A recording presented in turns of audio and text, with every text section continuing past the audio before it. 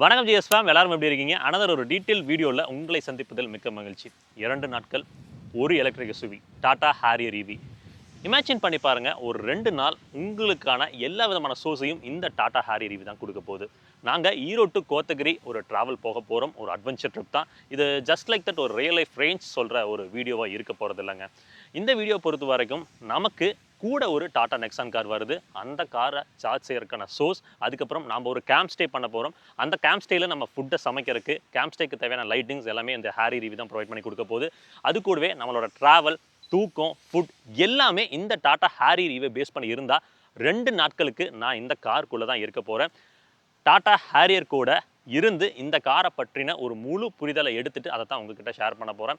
சரி, வாங்க வீடியோக்குள்ளே போகலாம். வீடியோக்குள்ளே ஃபர்தராக போகிறதுக்கு முன்னாடி இன்னைக்கு இந்த டாடா ஹாரியரை நமக்கு ரிவ்யூ கொடுத்து சப்போர்ட் பண்ண விக்டரி டாடா ஷோரூமுக்கு ஒரு மாசிவான ஒரு ஷவுட் கொடுத்துடலாம். நீங்கள் டாடா கார்களை ஒரு பெட்டரான சர்வீஸ் குவாலிட்டியில் எடுக்கணும்னு நினைக்கிறீங்க அப்படின்னா தாராளமாக நீங்கள் இவங்களை ரீச் பண்ணலாம். சரிங்க, வாங்க வீடியோக்குள்ளே போகலாம். வீடியோக்குள்ளே போய் இந்த டாடா ஹாரியர் பற்றின புரிதலை தெளிவாக எடுத்துக்கலாம்.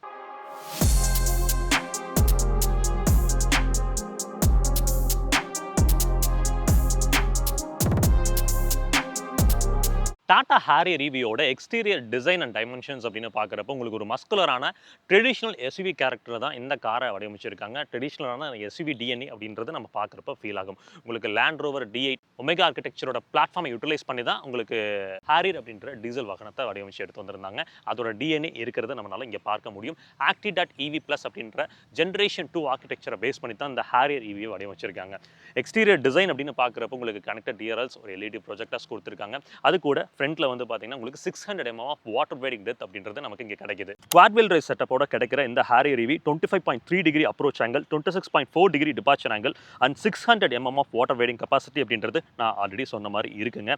இங்கே நமக்கு டைமென்ஷன் ரீதியாக பேசுகிறப்போ 4607 mm லென்த்துங்க, 1740 mm height and 2741 mm wheelbase அப்படின்றது இருக்கு. ஸோ ஒரு ப்ராப்பரான டி செக்மெண்ட் எஸ்யூவிக்கு என்னெல்லாம் தேவையோ அப்படின்ற விஷயங்கள் எல்லாமே இருக்கு. பட் இது மட்டும் போதுமா, இல்லை மற்ற விஷயங்கள்லாம் என்ன இருக்கு, இதோட பாசிட்டிவ்ஸ் என்ன, நெகட்டிவ்ஸ் என்ன அப்படின்றத இனி தெரிஞ்சுக்க ஆரம்பிக்கலாம். ஹாரியர் EVயோட இன்டீரியர் அப்படின்னு பார்க்கும்போது உங்களுக்கு கைண்ட் ஆஃப் ஒரு ஐவரி அண்ட் பிளாக் இந்த மாதிரி தீம்குள்ளே தான் போயிருக்காங்க.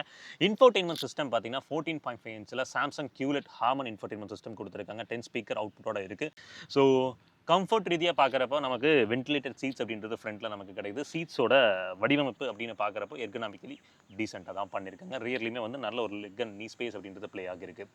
சரிங்க, ஓடுவை ஃபஸ்ட் ரீசெட் பண்ணிக்கலாம். உங்களுக்கு டிஸ்டன்ஸ் வந்து ரீசெட் பண்ணியிருக்கேன். ஆவரேஜ் எனர்ஜி கன்சப்ஷனும் ரீசெட் பண்ணியிருக்கேன். சிட்டி மோடில் ஒரு 502 கிலோமீட்டர்ஸ் போகும் அப்படின்றது காமிக்குது. 100% அப்படின்றது சார்ஜ் இருக்குது. இந்த வீடியோவில் நம்ம கூட ஒரு XUV90 யூசரையும் இணைச்சிக்க போகிறோம். ஏன் அப்படின்னா ஒரு XUV90யோட யூசர் இருக்கார்லங்க, அவரோட பெர்ஸ்பெக்டிவ்ல இருந்து டாடா ஹாரியர் எப்படி இருக்குது அப்படின்றத நம்ம தெளிவாக கேட்டு தெரிஞ்சுக்கிட்டோம்னா இன்னும் பெட்டரான ஒரு புரிதல் இந்த காரை பற்றி கிடைக்கும் அப்படின்றதுக்காக அவரையும் கூட்டி வந்திருக்கிறோம். நம்ம இங்கிருந்து ஈரோட்டிலிருந்து அவினாஷிலிருந்து மேட்டுப்பாளையம் டு கோத்தகிரி, இதுதான் நம்மளோட டிராவல் பிளானாக இருக்க போகுது. பவர் ஸ்பெக்ஸ் அப்படின்னு பார்த்தோம்னா நமக்கு ஃப்ரண்ட்டில் வந்து பார்த்தீங்கன்னா ஒரு மோட்டார் இருக்குது, ரியரில் ஒரு மோட்டார் இருக்குது.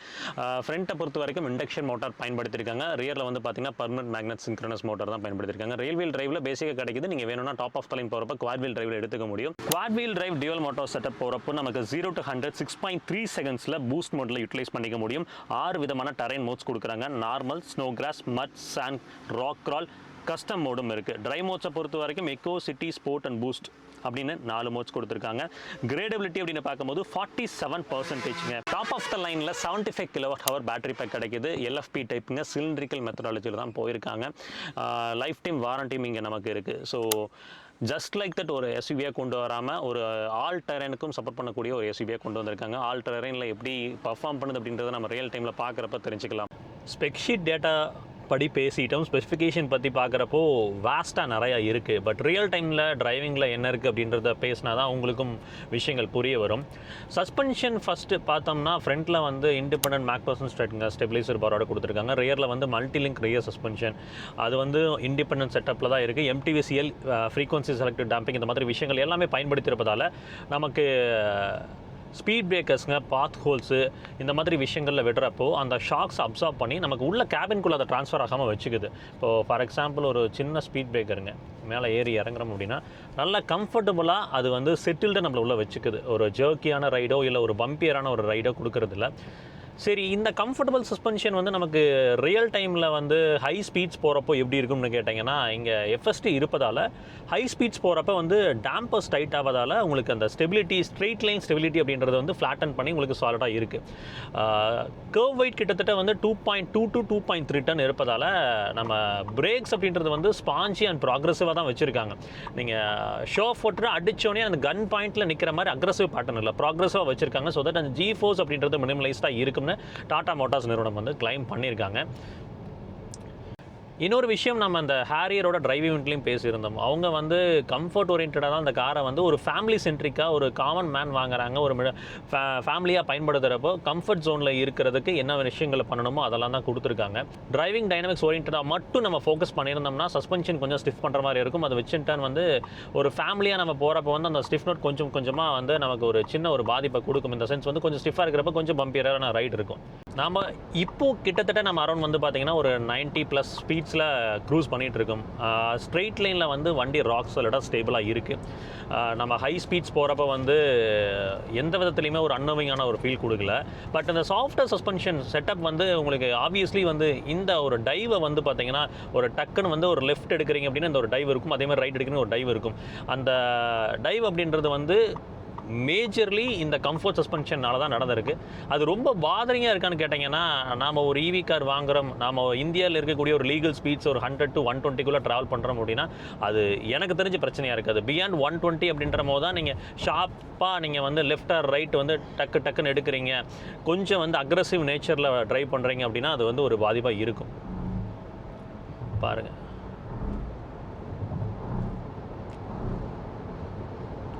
நான் ஏன் இந்த டிரைவை பொறுத்த வரைக்கும் வந்து ஒரு 80 to 90 ஓட்டிகிட்டு போய் பெட்டரான ரேஞ்ச் எடுத்து காமிக்காமல் அந்த மாதிரி ஃபோக்கஸ் பண்ணி போகாமல் பண்ணணும்னு நினச்சேன் அப்படின்னா, இந்த காரை வாங்குறவங்க டே டு டே லைஃப்பில் யூஸ் பண்ணுறப்போ அது ரியல் டைமில் என்ன ரேஞ்ச் கொடுக்கும், அதோட ப்ரோஸ் என்ன கான்ஸ் என்ன, ஹேரியரில் எந்தெந்த விஷயங்களெல்லாம் நம்ம கவனம் செலுத்தி பார்க்கணும் அப்படின்றத ஃபோக்கஸ் பண்ணி தான் எடுத்துகிட்டு போகணும் தான் இந்த மாதிரி ஒரு அட்வென்ச்சர் கைண்ட் ஆஃப் ஒரு ட்ரிப்புக்குள்ளே போகணும்.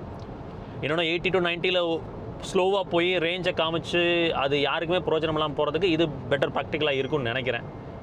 விசிபிலிட்டிலாம் க்ளீன் அண்ட் கிளியராக இருக்குங்க, அதெல்லாம் எந்த ஒரு குறையும் இல்லை. ட்ராவல் பண்ணுறப்போ நல்ல ஒரு கம்ஃபர்ட் போஸ்டர் தான் எடுத்து கொடுக்குது. பவர் டெலிவரி பொறுத்த வரைக்கும் நீங்கள் கம்பேரிட்டிவ்லி இப்போ XUV90 மற்ற EVஸ்லாம் ஓட்டுறப்ப அந்த ஜி ஃபோர்ஸ் அப்படின்றது நமக்கு எவிடெண்ட்டாக தெரியும். இங்கே டாடா மோட்டார்ஸ் நிறுவனம் அந்த ஜி ஃபோர்ஸில் ரொம்ப கான்சன்ட்ரேட் பண்ணி அதை ரெடியூஸ் பண்ணி கொடுத்துருக்காங்க. அதனால் நமக்கு ஈவன் தான் நம்ம பூஸ்ட் போட்டு நம்ம அழுத்துறப்போ ஓடோவை பார்த்தீங்கன்னா 140 160 அப்படியே ஃப்ராக்ஷன் ஆஃப் செகண்ட்ஸில் கிக்கின் ஆகி போயிடுது. பட் நமக்கு உள்ளே தெரியறதில்ல. என்னை பொறுத்த வரைக்கும் முடிஞ்ச வரைக்கும் ஸ்லோ ஸ்பீட்ஸ் மெயின்டைன் பண்ணுங்கள். அது வண்டிக்கும் நல்லது, உங்களுக்கும் நல்லது. ஒரு 120 கீழே மெயின்டைன் பண்ணிட்டீங்க, லீகல் ஸ்பீட்ஸை மெயின்டைன் பண்ணிட்டீங்கன்னா எல்லாத்துக்குமே நல்லது தான். இன்னொன்று பவரை எடுக்காமல் இருக்கிறீங்க அப்படின்னா ரேஞ்சும் கொஞ்சம் பெட்டராக இருக்குங்க. ஸோ இந்த பாடி ரோல் இருக்கான்னு கேட்டிங்கன்னா, இந்த வண்டியோட லென்த் வித் இந்த டைமென்ஷன்லாம் பார்க்குறப்போ டெஃபினெட்லி பாடி ரோல் தெரியணும். ஆனால் இவங்க பேட்டரி பொறுத்த வரைக்கும் கீழே அந்த பிளேஸ்மெண்ட் நடந்திருக்கு இல்லைங்க. எப்போவுமே ஈவிஸை பொறுத்த வரைக்கும் அந்த லோ சென்டர் ஆஃப் கிராவிட்டியில் வந்து ப்ளே பண்ணுவாங்க. டார்க் வெக்டாரிங் பொறுத்த வரைக்கும் இங்கே ரீஜன் லெவல்ஸ் இருக்குது. உங்களுக்கு ஈவி கார்கள் அப்படின்னு வந்தீங்கன்னாவே நமக்கு டிஃப்ரெண்ட் ரீஜன் மோட்ஸ் இருக்குது. கிட்டத்தட்ட 4 ரீஜன் மோட்ஸ் இங்கே நம்மளால் யூட்டிலைஸ் பண்ணிக்க முடியும். டார்க் வெக்டாரிங்கும் இருப்பதால் நமக்கு வந்து கொஞ்சம் கண்ட்ரோல் எடுக்கிறது அப்படின்றது நம்மளால் பெட்டராக இங்கே பண்ண முடியுது. ஹேரியர் ஈவியில் இவ்வளோ ஹெவியான ஒரு கர்வ் வெயிட்டை வந்து இந்த ஹேண்ட்லிங் கேரக்டரோட கொடுத்தது வந்து டெஃபினெட்லி ஒரு பாராட்டக்கூடிய விஷயம் தான். சென்டர் ஆஃப் கிராவிட்டியில் வந்து ரொம்ப அழகாக ப்ளே பண்ணியிருக்காங்க. எந்த விதத்துலையுமே நமக்கு வந்து ஹை ஸ்பீட்ஸில் ஒரு அன்னோவிங்கான ஃபீல் இல்லை. எக்ஸப்ட் அந்த சின்ன ஒரு நோஸ் டைவ் மூமெண்ட் வந்து பார்த்தீங்கன்னா உங்களுக்கு கார்னர்ஸில் லெஃப்ட் ஆர் ரைட் சக்குன்னு எடுக்கிறீங்க அப்படின்னா அந்த டைமில் மட்டும் உங்களுக்கு தெரியும். அதற்கும் பிரதான காரணம் அவங்க கம்ஃபர்ட் ஓரியன்டாக டியூன் பண்ண விஷயம் தான். ஸோ வெர்டிக்கல் மூமெண்ட், லேட்டரல் மூமெண்ட்லாம் ஜாஸ்தியாக இருக்கான்னு கேட்டிங்கன்னா ஓரளவு கண்ட்ரோல் பண்ணியிருக்காங்க லீகல் ஸ்பீட்ஸ்குள்ளே. இதுக்கப்புறம் ப்ரைமரிலி நம்ம ஃபோக்கஸ் பண்ண வேண்டிய விஷயம் என்னென்னா அந்த NVH லெவல்ஸ் எப்படி இருக்குது அப்படின்றத பற்றி பேசணும். NVH அப்படின்னு வரும்போது EVஸில் வந்து என்ஜின்ஸ் கிடையாது அப்படின்றதுனால இன்னுமே வந்து அவங்க பெட்டராக ஒர்க் பண்ணினா மட்டும்தான் உள்ள கேபின்குள்ளே நமக்கு ஒரு சைலண்ட்டான ஒரு எக்ஸ்பீரியன்ஸ் கிடைக்கும். கொஞ்சம் வந்து லாங் ட்ராவல் பண்ணும்போது ஒரு கம்ஃபர்ட் ஜோன் இருக்கும், கன்வீனியண்ட்டாக இருக்கும். இப்போ நம்ம போயிட்டுருக்க ரோடு வந்து பார்த்திங்கன்னா கொஞ்சம் வந்து பேட்சியான ரோடு தான். ஆனால் பெருசாக வந்து வின் நாய்ஸோ மற்ற விஷயங்கள்லாம் க்ரீப்பின் ஆகலை. பட் டயர் நாய்ஸ் அப்படின்றது தெரியுதான்னு கேட்டிங்கன்னா ரொம்ப மைன்யூட்டாக தெரியுது, ரொம்ப எவிடெண்ட்டாக அப்படின்றது இல்லை. ஸ்டீரிங்கோட ஃபீட்பேக் அப்படின்னு பார்த்தீங்கன்னா நம்ம சிட்டி ஸ்பீட்ஸில் யூஸ் பண்ணுறப்ப, அதாவது ஸ்லோ ஸ்பீட்ஸில் நம்ம ட்ராவல் பண்ணுறப்போ வந்து நல்லா கன்வீனியண்ட்டாக தான் இருக்குது, ஈஸி யூஸாக தான் இருக்குது, ஹார்டாலாம் இல்லை. ஹை ஸ்பீட்ஸ் கெயின் ஆகும்போது வந்து பார்த்தீங்கன்னா அந்த ஹெஃப்ட் ஆட் ஆகிறது நம்மளால் உணர முடியும். அதாவது நீங்கள் ஒரு 90+ க்ரூஸ் பண்ணும் போதே உங்களுக்கு தெரியும் அது வந்து ஹெஃப்ட் ஆட் ஆகுது அப்படின்ற ஒரு உணர்வு நமக்கு கிடைக்கும்.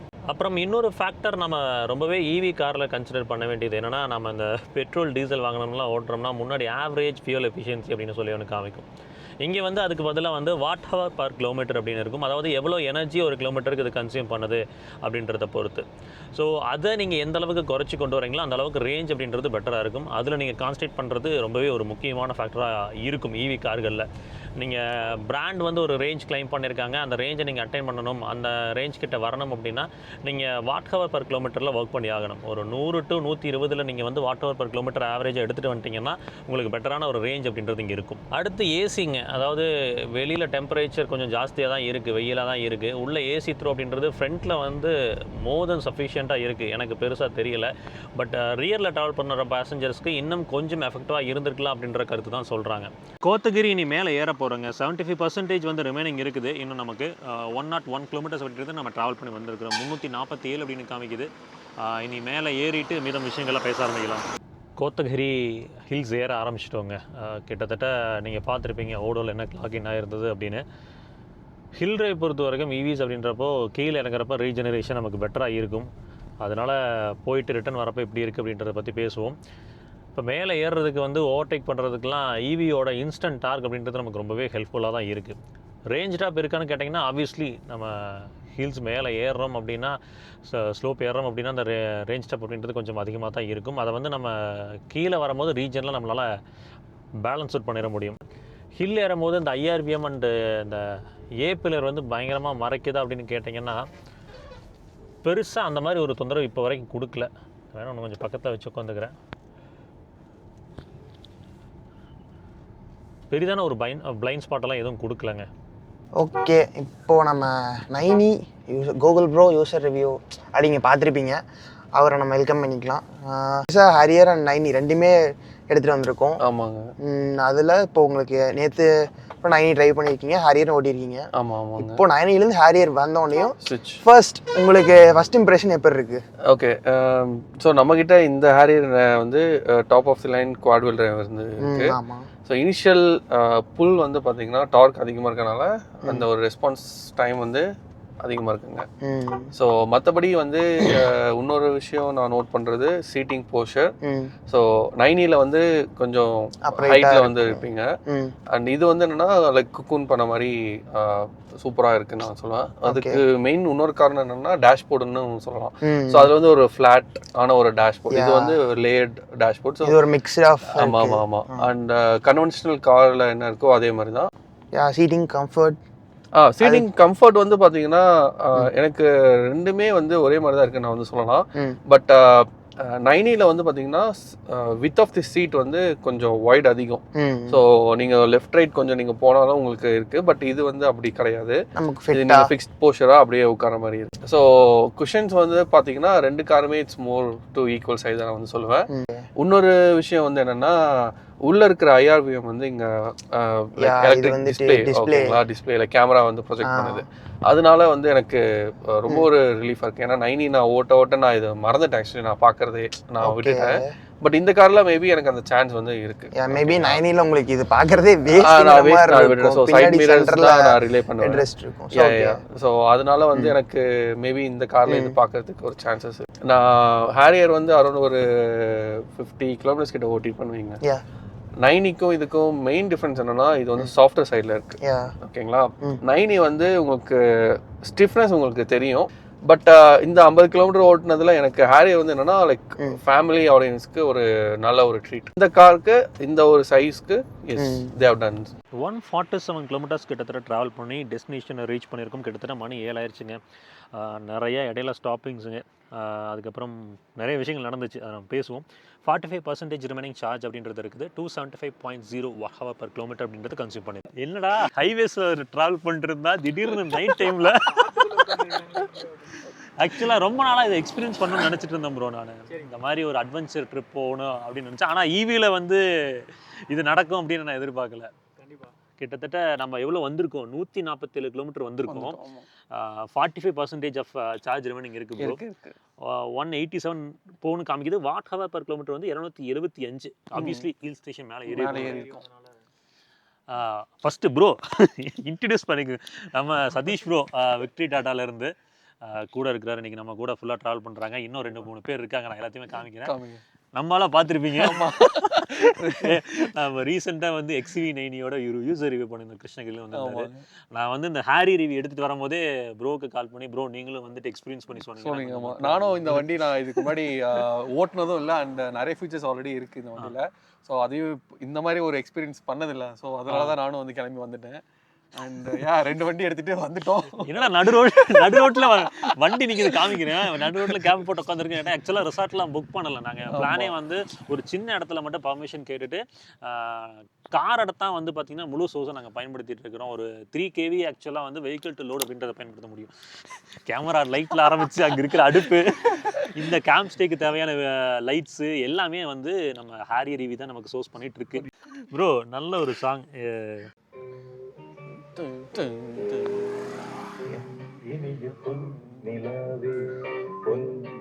Vibe bro.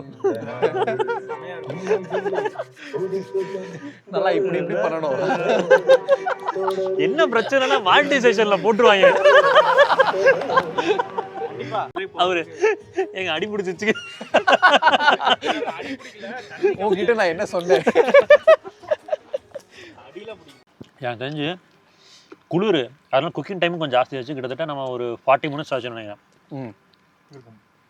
லைட்டு, அப்புறம் இண்டக்ஷன் ஸ்டவ்வு, அதுக்கப்புறம் கேம்புக்கு லைட்டு எல்லாம் எடுத்துகிட்டு இருக்கோம். நான் பார்த்தேன் அப்படியே 1% தான் குறைஞ்சிருந்தது.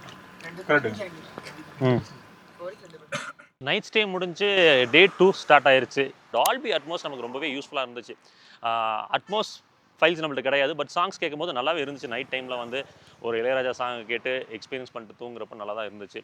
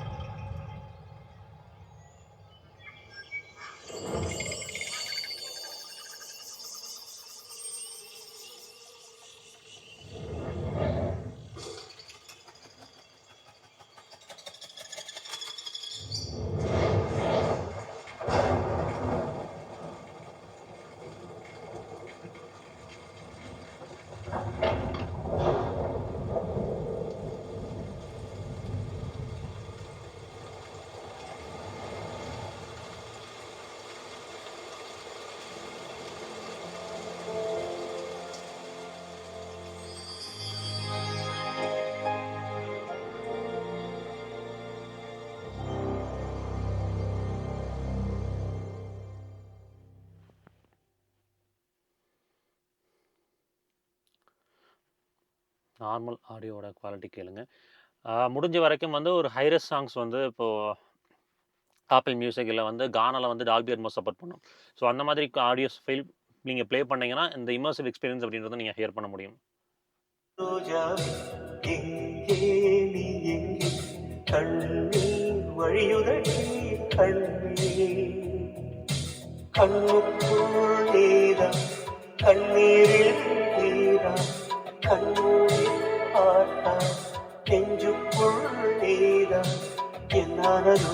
ஏதானதோ சொல் சொல் காதல் ரோஜா. இது ஓகே. 360 டிகிரி கேமராவோட குவாலிட்டி பார்த்துக்கோங்க, அதையும் காமிக்கணும்னு நினச்சேன். ஸோ அந்த 360 டிகிரி கேமராவில் சப்போஸ் நீங்கள் வந்து அந்த டிரான்ஸ்பரண்ட் வியூவை வந்து எனேபிள் பண்ணணும்னு நினச்சிங்கன்னா செட்டிங்ஸ்குள்ளே போயிட்டு நீங்கள் எஸ்விஎஸ் கன்வீனியன்ஸ் செட்டிங்கில் டிரான்ஸ்பரண்ட் வியூவை எனேபிள் பண்ணணும். எனேபிள் பண்ணிட்டு 3Dக்குள்ளே வாங்க. தெரியுதுங்களா? இந்த டிரான்ஸ்பரண்ட் வியூ அப்படின்றது எனேபிள் ஆயிரும். Fit and finish and quality levels improve பண்ணியிருக்காங்க. அது நமக்கு தெரியுது எவிடென்ட்டாக ஒரு சில ஃபேக்டர்ஸ் வச்சு நம்ம பார்க்கும்போது. முக்கியமாக நான் பேசணும்னு நினச்சது இந்த பெட்ரோல், டீசல், சிஎன்ஜி அண்ட் இவியோட மார்க்கெட் ஷேர் உயர்ந்து கொண்டே தான் வருது. அதை பற்றி நம்ம கொஞ்சம் ஃபோக்கஸ் பண்ணி பேசிதாகணும். நீங்கள் நல்லா நோட் பண்ணிங்கன்னா இந்த டேபிளை பார்க்குறப்போ 2020 76% பெட்ரோல் காரோட மார்க்கெட் ஷேர் அப்படின்றது இருந்துச்சு. இன்றைக்கி தேதியில் 57.5% போயிருச்சு. 2026 ப்ரொஜெக்ஷன் படி 52 to 58% தான் இருக்குன்னு சொல்கிறாங்க. பட் இவி 0.2%லேருந்து கிட்டத்தட்ட 6% வரைக்கும் 2026 போயிரும்னு சொல்லியிருக்காங்க. ஸோ பெட்ரோல் அப்படின்றது டிக்ளைன் ஆகுது, சிஎன்ஜி ரைஸ் ஆகுது. ஹைப்ரிட்ஸ் வந்து ஸ்லைட்லி அந்த கெயினை நம்மளால் பார்க்க முடியுது. ஈவிஸை பொறுத்த வரைக்கும் ஒரு நல்ல ஒரு மார்க்கெட் இம்ப்ரூவ்மெண்ட் அப்படின்றது நம்மளால் பார்க்க முடியும். அப்புறம் மேஜராக எக்கனாமிக்கலி சேவிங்ஸ் அப்படின்றது டேக்ஸ் ரீதியாக நடக்குது.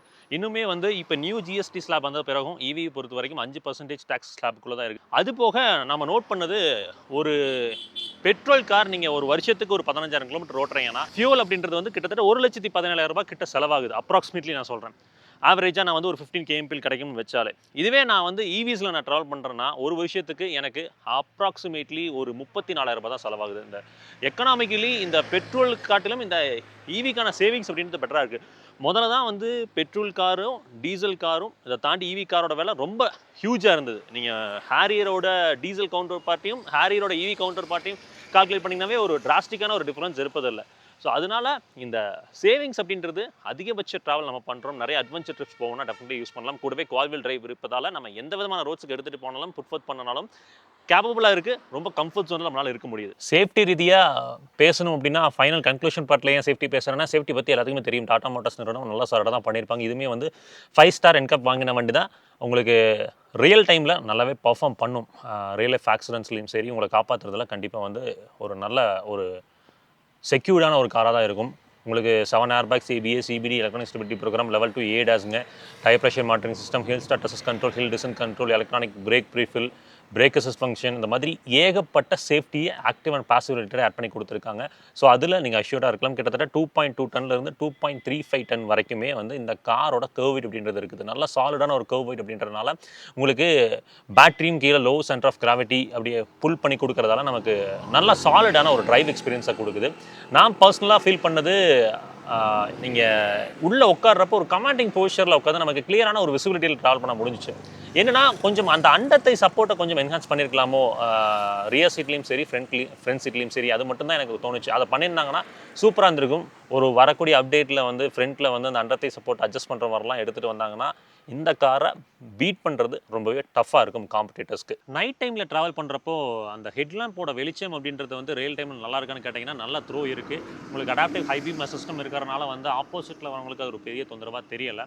இப்போ வரைக்கும் நம்ம 369 கிலோமீட்டர் ஓட்டியிருக்கும். நம்ம கோத்தகிரி வந்ததுக்கப்புறம் இங்கே ஒரு 150 கிலோமீட்டர்ஸுங்க எக்ஸ்டென்சிவாக நம்ம வந்து ரிவால்வ் ஆகிட்டு இருந்தோம். ஸோ இதுக்கப்புறம் திரும்ப வந்து நமக்கு 140 கிலோமீட்டர்ஸ் கிட்ட போகணும். நம்ம இனி சார்ஜ் போட போகிறதில்ல. 27% இருக்குது. கீழே ரீஜன் ஆகும். ரீஜன் ஆனதுக்கப்புறம் எவ்வளோ கிடைக்குது அப்படின்றத நான் காமிக்கிறேன். இப்போ 27 இருக்குது. கீழே இறங்கினதுக்கப்புறம் எவ்வளோ இருக்குது அப்படின்றதையும் நான் காமிக்கிறேன். ஸோ தட் உங்களுக்கு எவிடென்ட்டாக ரீஜனில் நமக்கு கிடைக்கக்கூடிய அந்த எனர்ஜி அப்படின்றது நமக்கு ட்ராவலுக்கு ரொம்பவே யூஸ்ஃபுல்லாக இருக்குது. இன்னும் வந்து ரேஞ்ச் பெட்டராக பண்ணி கொடுக்கும். பார்ப்போம். ஆவரேஜ் எனர்ஜி கன்சப்ஷன் வந்து 244 இருக்குது. கீழே இறங்கினதுக்கப்புறம் எப்படி இருக்குது அப்படின்றதையும் நான் சொல்கிறேன். ரியர் சீட் ஸ்பேசிங் நம்ம ஆல்ரெடி நிறைய வீடியோவில் டீட்டெயில் பண்ணியிருந்தோம். பட் இங்கே சொல்கிறேன். உங்களுக்கு வந்து பார்த்தீங்கன்னா 2 அடல்ட் ஒரு கிட் அப்படின்றது கம்ஃபர்டபுளாக உட்கார முடியும். 3 அடல்ட் அப்படின்றது அட்ஜஸ்ட் பண்ணி இங்கே நம்மளால் ட்ராவல் பண்ண முடியும். கொஞ்சம் நல்ல அகலமான ஒரு கேபின் தான் வச்சுக்கோங்களேன். ஃப்ரண்ட் சீட்ஸ்லேயும் வந்து அண்டர் தை சப்போர்ட் பாருங்கள். கொஞ்சம் என்ஹான்ஸ்மெண்ட் இருந்தால் இன்னும் சூப்பராக இருந்திருக்கும். வென்டிலேஷன் ஆப்ஷன் கிடைக்குது. மற்றபடி லம்பார்க்கான சப்போர்ட்லாம் டீசென்ட். இங்கே பவர் அட்ஜஸ்டபிள் மெமரி ஃபங்க்ஷனும் கிடைக்கிறதால நமக்கு கொஞ்சம் ஒரு ஆடட் கன்வீனியன்ஸ் இருக்குது. நிறைய பேருக்கு ட்ராவல் பண்ணுறப்போ ஃப்ரண்ட் சீட்டில் உட்காந்தோம்னா இந்த முட்டி போய் இதில் மோதுதா, இல்லை இந்த சைடு இருக்கக்கூடிய முட்டியும் வந்து இதில் மோதுதான்னு கேட்டிங்கன்னா இல்லை, அது பெரிதான ஒரு தொந்தரவாக இல்லை இங்கே. ஸோ 2 டேஸ் கிட்ட இந்த வண்டி நம்மக்கிட்ட இருக்குது. 2 டேஸ் ஃபுல்லாக இதை எக்ஸ்பீரியன்ஸ் பண்ணியிருக்கோம். ஹேரியர் கூட தான் இருந்திருக்கும், ஹேரியருக்குள்ளே தான் இருந்திருக்கும். அப்படின்றப்போ ஒரு கன்க்ளூஷனாக என்னோடய எக்ஸ்பீரியன்ஸை நான் உங்ககிட்ட ஷேர் பண்ணணும் அப்படின்றத நினச்சேன். என்னென்னு பார்த்தீங்கன்னா, இந்த காரோட ப்ரோஸ் அப்படின்னு பார்க்கும்போது எனக்கு இந்த காரில் கிடைக்கக்கூடிய சஸ்பென்ஷனோட கம்ஃபர்ட் அவ்வளோ எக்ஸ்ட்ரீம்லி நல்லா இருந்துச்சு. ஐ பெட் நீங்கள் இந்த செக்மெண்ட்டில் இதை மீறி கம்ஃபர்ட் எந்த காரும் இன்னைக்கு தேதியில் கொடுக்குறதில்ல. ஈவன் ஒரு 50 lakh பட்ஜெட்டில் போனீங்களாம் இதோட கம்ஃபர்ட் அப்படின்றது கிடைக்காது. நீங்கள் எக்ஸ்பீரியன்ஸ் பண்ணி பாருங்கள், தெரியும்.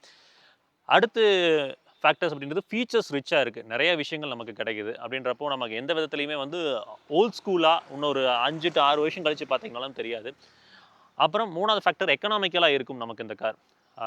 அது கூட வந்து குவாட்வில் டிரைவ் செட்டப்பும் கொடுத்துருக்காங்க. ஆன் ரோட் கிட்டத்தட்ட ஒரு 33 lakhsல உங்களுக்கு குவாட்வில் டிரைவ் செட்டப் இருக்கிறப்போ நம்ம எந்த விதமான அட்வென்ச்சர் ட்ரிப்ஸ் போனோம்னாலும் எக்ஸ்பீரியன்ஸ் அப்படின்றது ரொம்பவே பிரமாதமாக தான் இருக்க போகுது. ஏன்னா அவ்வளோ கேப்பபிளான ஒரு குவாட்வில் டிரைவ் எக்ஸ்பீரியன்ஸ் இந்த கார் நமக்கு கொடுக்குது. ஏன்னா இது நம்ம ஆல்ரெடி ஒரு வீடியோ தனியாக பண்ணியிருப்போம் குவாட்வில் டிரைவுக்கு. அதை பார்த்தாங்கன்னா நமக்கு புரியல் வரும். இதில் நம்ம பெருசாக எக்ஸ்பீரியன்ஸ் பண்ணுற அளவுக்கு இல்லை. ஏன்னா இங்கே பயங்கரமான ஒரு மழை, நிறைய இடத்துல வச்சு ஷூட் பண்ண முடியல. அதனால் இந்த மாதிரி விஷயங்கள்லாம் மிஸ் அவுட் ஆச்சு. நெகட்டிவ் சைட்ஸில் இம்ப்ரூவ்மெண்ட் பண்ணியிருக்கலாம் அப்படின்னு நினச்சிங்கன்னா, இந்த அண்டர் தை சப்போர்ட் கொஞ்சம் என்ஹான்ஸ்மெண்ட் பெட்டராக இருந்திருக்கலாம். அப்புறம் வந்து இது நெகட்டிவ் கிடையாது. பட் இந்த பிரேக்ஸ் வந்து கொஞ்சம் ப்ராக்ரெசிவாக கொடுத்துருக்கறனால நீங்கள் அதுக்கு கொஞ்சம் அடாப்ட் ஆகணும். அது வந்து அந்த ஜிஃபோர்ஸ் மினிமலைசேஷனுக்காக அவங்க பண்ணியிருக்காங்க. அதனால வந்து அதுக்கு நம்ம கொஞ்சம் அடாப்ட் ஆகணும். இந்த பூஸ்ட் மோட்லாம் கொடுத்துருக்கறனால எக்ஸ்ட்ரீமான பவர் இருக்குது. அதனால கொஞ்சம் கேர்ஃபுல்லாக ட்ரைவ் பண்ணுங்க. எக்ஸ்ட்ரீமான பவரை அந்த பிரேக்ஸ் கண்ட்ரோல் பண்ணுமான்னு கேட்டிங்கன்னா, எஸ் ப்ராக்ரஸிவாக அது கண்ட்ரோல் பண்ணி ஸ்ட்ரெயிட்டில் நிற்கும். அதாவது அடித்த உடனே சக்குன்னு இப்படி நின்றுச்சு அப்படின்னா, இவ்வளோ கர்வ் வெயிட்டுக்கு இவ்வளோ பவரை ஹேண்டில் பண்ணுறப்ப வந்து பார்த்தீங்கன்னா, நிறையா மச் ஆஃப் ட்ராமாஸ் நடக்கும். காமன் கம்போஸ்டாக நிற்கணும். அதே மாதிரி வந்து உள்ளே இருக்கக்கூடிய பேசஞ்சர் கம்ஃபர்ட் குறையக்கூடாது அப்படின்றதுக்காக தான் இந்த ப்ராக்ரஸிவான பிரேக்கிங்குள்ளே போனதா டாடா மோட்டார்ஸ் நிறுவனம் சொல்லியிருந்தாங்க. ஸோ இந்த வீடியோ உங்களுக்கு யூஸ்ஃபுல்லாக இருந்திருக்கும்னு நினைக்கிறேன். நம்மளோட கேம்ப் ஸ்டே, அதாவது நமக்கு தேவையான எலக்ட்ரிசிட்டி ஃபுல்லாகவே இதிலிருந்து தான் நம்ம யூட்டிலைஸ் பண்ணியிருக்கோம். ஹோப்ஃபுல்லி இந்த வீடியோ யூஸ்ஃபுல்லாக இருந்திருக்கும்னு நினைக்கிறேங்க. நீங்கள் சப்போஸ் இந்த காரை எக்ஸ்பீரியன்ஸ் பண்ணணும், பெட்டரான ஒரு சர்வீஸ் சப்போர்ட்டோட வேணும் அப்படின்னு நீங்கள் விக்டரி டாட்டாவை ரீச் அவுட் பண்ணுங்கள். கண்டிப்பாக உங்களுக்கு ஒரு பெட்டரான எக்ஸ்பீரியன்ஸ் கிடைக்கும். அடுத்த வீடியோ சந்திக்கலாம். அது வரைக்கும் எப்பவுமே சொல்லிட்டு ரோட்டில் போய் வரப்போ உங்களை நம்பி இப்படி குடும்பம் இருக்கும். அதே மாதிரி ரோட்டில் போய் வர சக மனதில் நம்பி நேசிக்கிற குடும்பம் இருக்குது. அது சச்சனை வேணாம். பத்திரமா போய் பத்திரமா வாங்க. Tata, take care.